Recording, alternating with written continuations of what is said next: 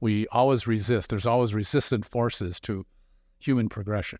Yeah, I heard something the other day. It was like, if you look back at like our ancestors, they had such a crazy story of resilience. Like people today would never even experience, like we never experienced the hardships that they did.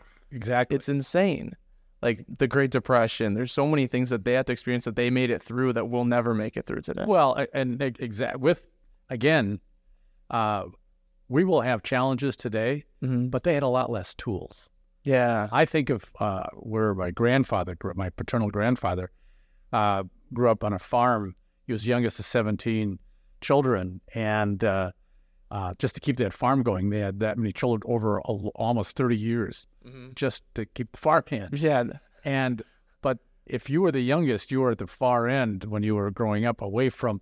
They had one big fireplace. There was no central heating. There was no central bathroom. There was, and when people complain today about cold nights, I always think of that going, if you could hear the heat go on, you're in a warm house and out of the wind. And it's, you're exactly right. I think we forget sometimes that each generation has challenges that they have to overcome. Right. When I look at the communications in the 60s, and we did all that without, and really could keep in touch with each other and pull whole people, big groups of people together, whether it was in Port Washington or in Wisconsin or Woodstock or anything like that.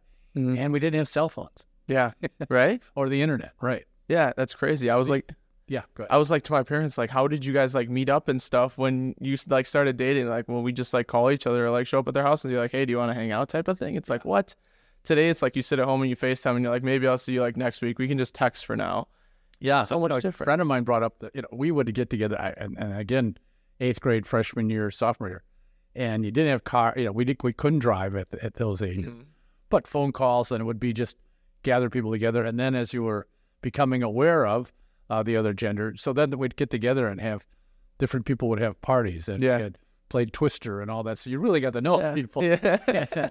And you always want to, in those days, 7th or 8th and 9th grade, you want to only have Twister with the right girls. Yeah, right.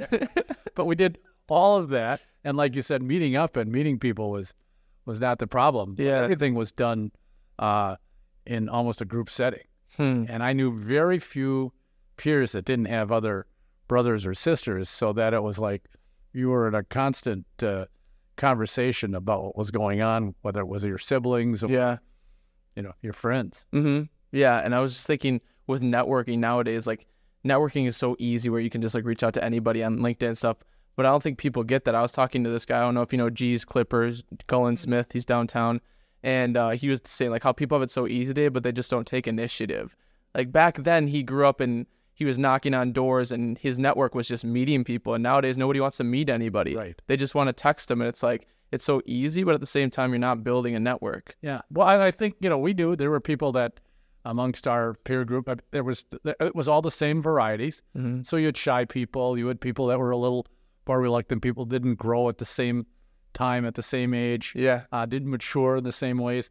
But yet we all were able to gather and get together and exchange ideas and see things. And I remember we had one when I was in grade school, and all he did was, all the reading we had to do. And I went to a Catholic grade school, so we actually had nuns. But he kept reading the dictionary just to keep learning words and how to put them together. Really?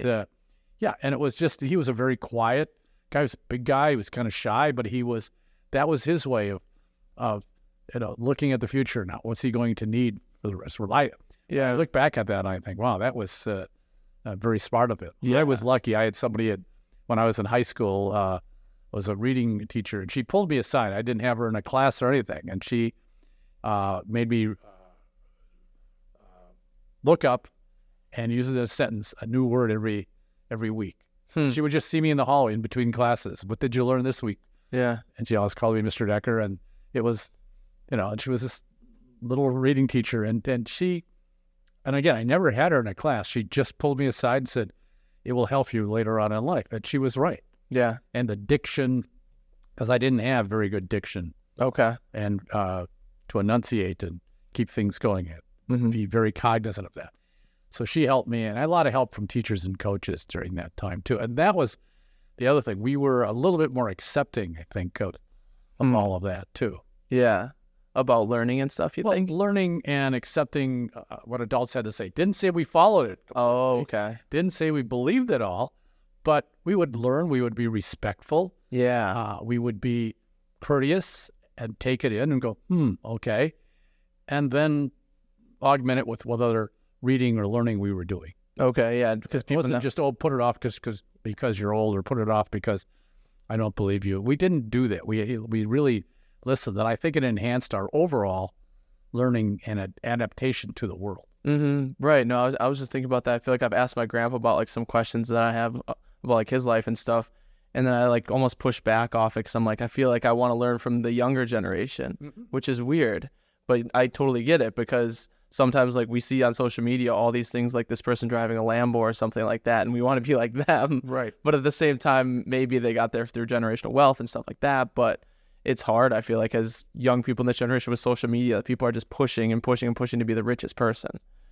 Yeah, I don't. There was a little bit of that when we were growing up, not as prevalent as it is now, because most people, I think, there was a pretty robust middle class as a result of coming out of World War II and the factories and the work that was being done. So, as long as you were being had decent food, decent clothing and shelter, it was like, oh well, taking care of the hierarchical needs, and then it was learning. And it was, there were people I knew in college that, take this job because I want to earn as much money. But then there were a lot of us that were just seeking, better lives. And I was in my case, the first generation in terms of getting a bachelor's degree. So I that turned for me that I really enjoyed the learning more than just what am I going to do with it? Yeah. And somewhere in there, I realized that I had a couple of advisors. It was like, you have to realize this is just a beginning. There's a lot to learn. And you're not going to get it all here now. And I think that's, what you're saying is so right. I still at this point, I'm out talking on civics or on other things to sixth graders, for instance. I really relish their questions and want to learn from them as well. Yeah. And I don't think age should have anything to do with who you learn from, what you learn, how you learn. I think respecting history is important, but understanding what the times were. We certainly don't expect, those of us that have learned from it, I wouldn't expect a lot of things to be exactly the same as the 60s. Right. Because the circumstances are so different. And the lens of which we look at things are so different. Right. And the 70s on up. And I think people now are trying to make value judgments or judging other people. I'm going, you'll regret those, because 10, 20, 30 years from now, the world circumstances, the learning, of course, AI, everything you'll add to it, it'll look ridiculous. Yeah, it's all going to pivot.